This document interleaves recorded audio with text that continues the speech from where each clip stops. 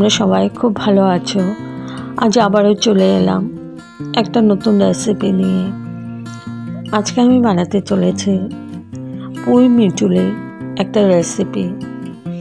এই রেসিপিটা দিয়ে এক থালা ভাত অনায়াসে খেয়ে নেওয়া যায়।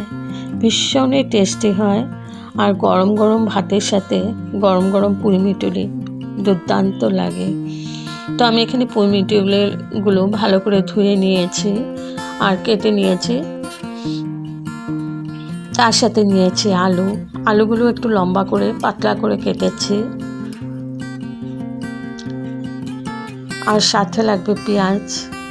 এখানে আমার দুটো মিডিয়াম সাইজের পেঁয়াজ আছে, কুচি করে নিয়েছি।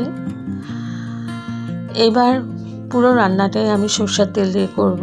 তো তেল আমার গরম হয়ে গেছে। এখানে আমি প্রথমে আলুগুলো ভেজে নিচ্ছি।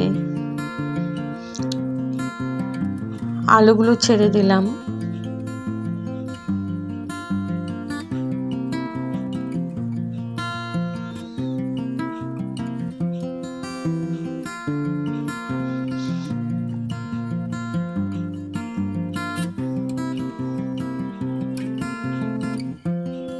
তো আলুগুলো আমি ভালো করে ভেজে নেব।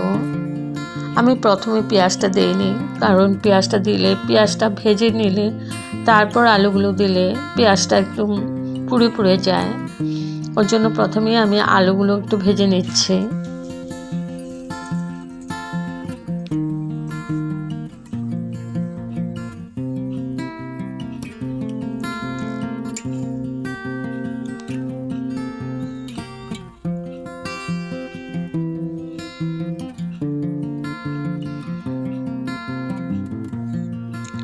প্রথমে আমি হাই ফ্লেমেই আলুটাকে ভেজে নিচ্ছি।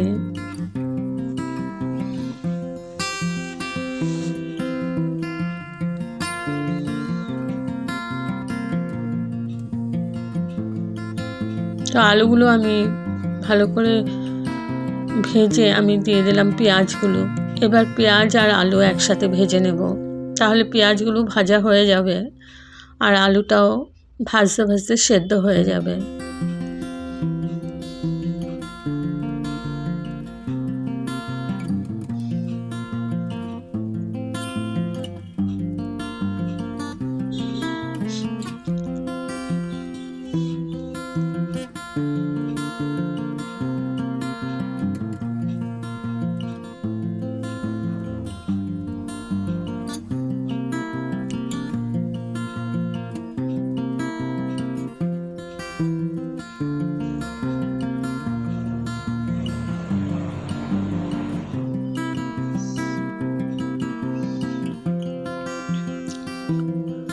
তো দেখো, পেঁয়াজগুলো ভাজা হয়ে গেছে আমার আলুর সাথে।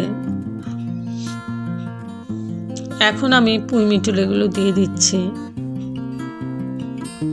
একদম সিম্পল রান্না, খেতে দুর্দান্ত লাগে।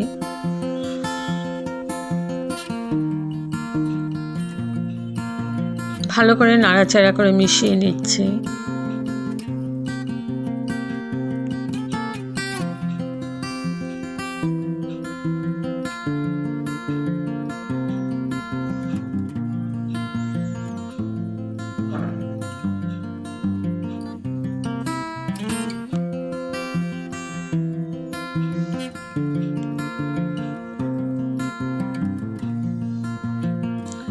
দিয়ে দিচ্ছি পরিমাণ মতো নুন।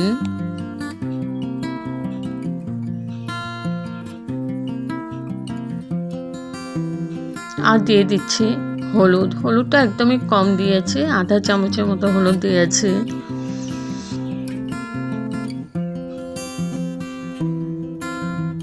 ভালো করে নাড়াচাড়া করে মিশিয়ে নিচ্ছে।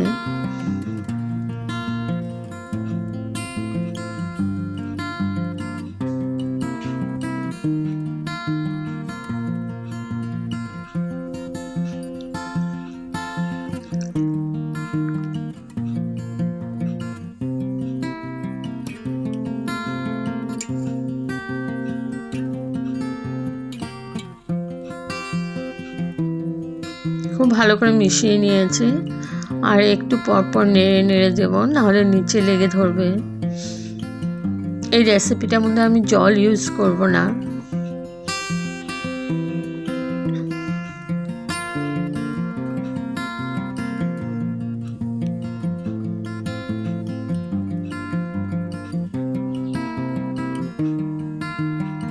এবার আমি ঢেকে 10 মিনিটের মতো কুক করে নেব।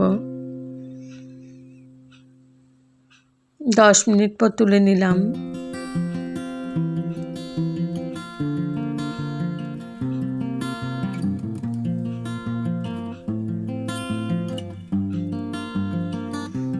খুব ভালোভাবে নাড়াচাড়া করে নিচ্ছি।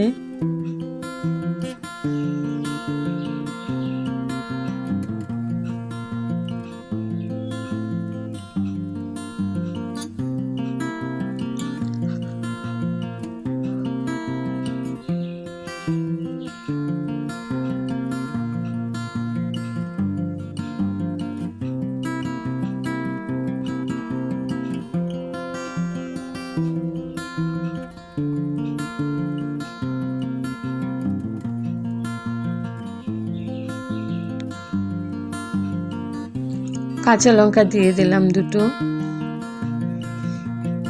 তোমরা যদি ঝাল খেতে পছন্দ করো তাহলে এখানে কুচি করেও দিতে পারো কাঁচা লঙ্কা, তাতেও খুব টেস্টি হয়।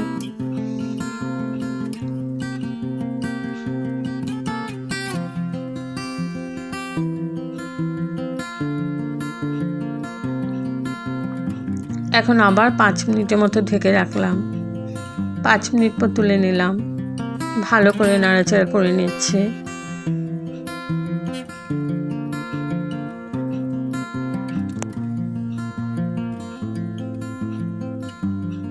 রেসিপিটা একদমই সিম্পল, কিন্তু খেতে দুর্দান্ত লাগে। খুব ভালোভাবে নেড়ে নেড়ে ভেজে নিতে হবে।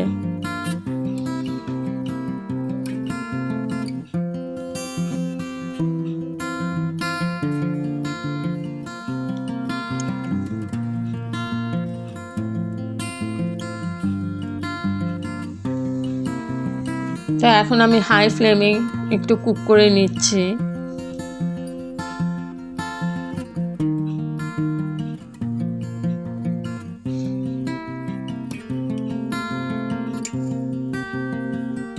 এখন আমি স্ট্যান্ডিং টাইমের জন্য ঢেকে রাখবো।